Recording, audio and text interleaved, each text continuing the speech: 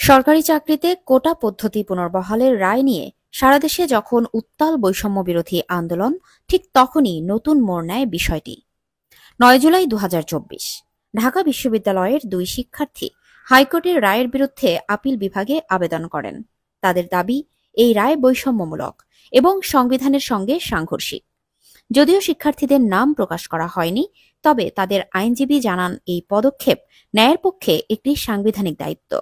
আবেদনকারীদের আইনজীবী বলেন, হাইকোর্ট যে রায়ে ৩০% কোটা পুনর্বহাল করে তা বাস্তবায়িত হলে মেধাবী শিক্ষার্থীরা চরম বৈষম্যের শিকার হবেন। তার ভাষায়, এটি সংবিধানের ২৭, ২৮ ও ২৯ অনুচ্ছেদের পরিপন্থী, যেখানে বলা হয়েছে সব নাগরিক আইনের চোখে সমান, কর্মে সুযোগ সমান। আবেদনকারীরা আপিল বিভাগে যে স্থগিতাদেশ চেয়েছেন তার মূল বক্তব্য ছিল, হাইকোর্টের রায়টি কার্যকর হলে চাকরিতে ৩০% কোটা পুনর্বহাল হবে, যা অসাংবিধানিক। ২. কোটা বৈষম্য সৃষ্টি করে এবং মেধাবী ছাত্রদের প্রতি অন্যায়। ৩. উচ্চ আদালতের এই রায়ের বিরুদ্ধে দ্রুত নিষেধাজ্ঞা জারি করতে হবে।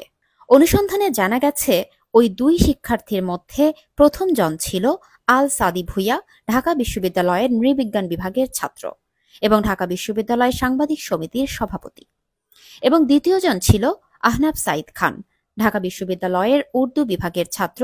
আইনজীবী ছিলেন শাহ মঞ্জুরুল হক ও হারুনুর রশিদ।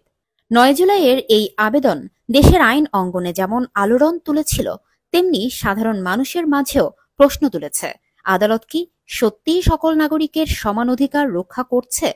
আর শিক্ষার্থীরা অপেক্ষা করছে আপিল বিভাগের চূড়ান্ত আদেশের। সরকারি চাকরিতে ন্যায্যতার প্রশ্নে আদালতের এই রায়ের বিরুদ্ধে যে আইনি লড়াই শুরু হয়েছিল, তা শুধু দুই শিক্ষার্থীর নয়, এটি তখন একটি প্রজন্মের প্রতিনিধিত্ব করছিল।